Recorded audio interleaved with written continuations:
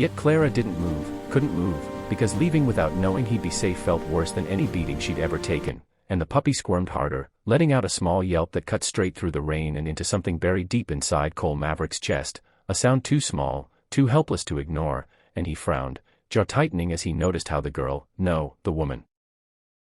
was swaying slightly on her feet like she hadn't eaten properly in days, and how her eyes kept darting over her shoulder as if the darkness itself might come running for her, and before he could stop himself he stepped back half a pace, the porch light spilling over both of them, revealing the full story written across her body in marks no rain could wash away, and Clara took that half step as permission, shoving the puppy gently but firmly into his arms, her fingers lingering in his fur for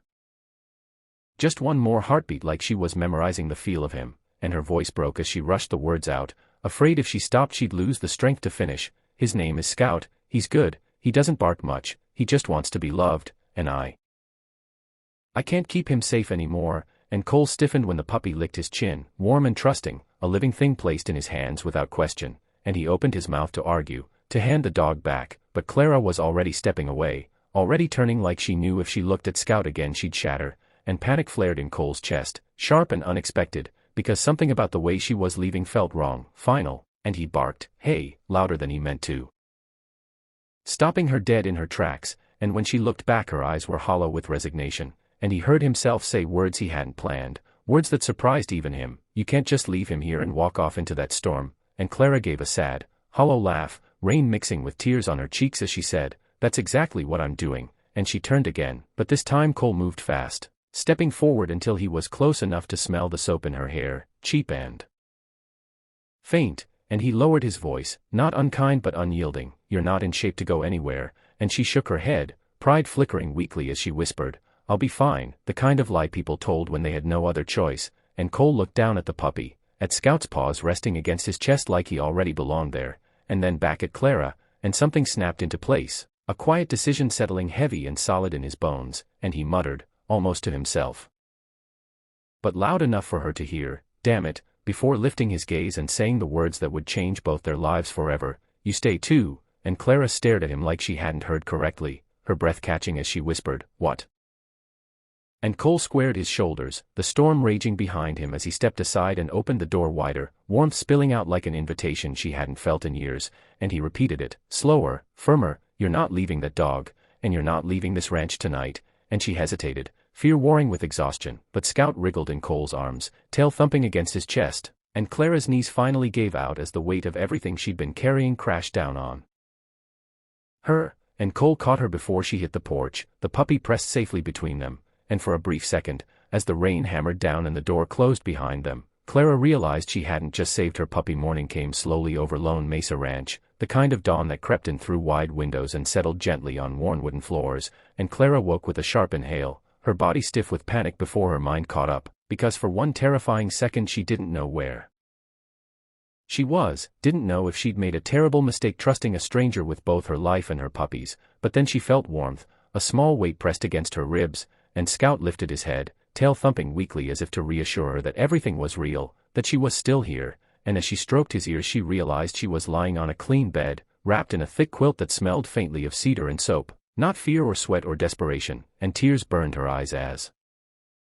the reality settled in, because she hadn't slept in a bed like this in years, hadn't woken without flinching at every sound, and when she finally sat up, her body protesting with aches she'd learned to ignore, she noticed fresh clothes folded neatly on the chair by the door and a glass of water on the nightstand, small kindnesses that hit harder than cruelty ever had, and downstairs she could hear the low rumble of a man's voice and the clink of dishes, steady and unhurried, like the world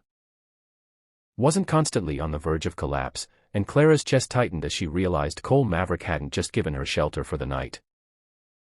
He'd treated her like she belonged, even when he didn't know her story, and when she finally worked up the courage to step into the hallway, Scout trotting beside her like a proud escort, Cole was in the kitchen, sleeves rolled up, coffee steaming in his hand, his posture rigid like he wasn't used to sharing his space, and yet when he saw her he paused, eyes scanning her carefully not with suspicion but concern, and said, "You sleep?" Not a question, and she nodded, voice soft as she replied, "Best I've slept in a long time," and something unreadable crossed his face before he cleared his throat and gestured to the table, "Sit.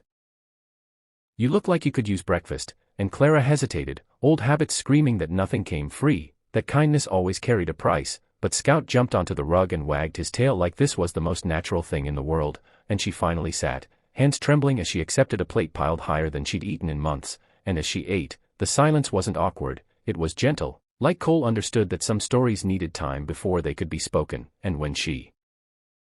finally whispered, "Thank you," he didn't brush it off or make a joke, he just nodded once and said, "You and the dog can stay as long as you need," and that was when the dam broke, when Clara told him everything in halting fragments, the job she lost, the men she trusted who turned violent, the nights she ran with Scout tucked under her coat because he was the only thing that loved her without conditions.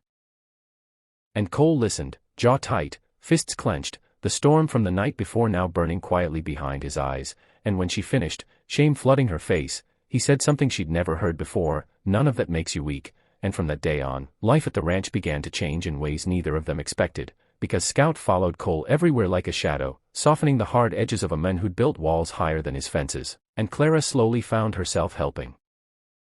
around the house, then the stables, rediscovering strength she thought was gone, and Cole watched her heal piece by piece, realizing the emptiness he'd carried wasn't solitude. It was loneliness, and one evening as the sun dipped low and Scout lay sprawled between them on the porch, Clara finally smiled without fear, and Cole understood that some doors were meant to open on stormy nights, because they lead to second chances, and if this story of courage, loyalty, and unexpected love moved you even a little, make sure you subscribe to the channel right now, because more powerful stories like this are waiting for you, and you won't want to miss what comes next.